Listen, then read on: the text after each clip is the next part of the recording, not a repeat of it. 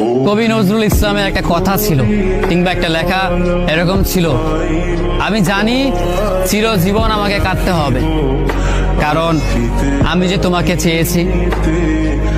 আসলেই আমি যে তাকে চেয়েছি এই জন্য আমাকে সারা জীবন কাঁদতে হবে, কারণ আমি তাকে কোনোদিন পাবো না, আর পাইনি বলেই আমার কান্না করতে হয়। তাকে আমি প্রচন্ড ভালোবাসি বলেই আমার কান্নাটা আসে, তাকে আমি আমার করে পাইনি বলেই আমার কষ্টটা হয়। কবি নজরুল ইসলামের লেখাটা খুব দারুণ ছিল। আসলেই তাকে পাইনি বলে আমাকে সারা জীবন কান্না করতে হবে।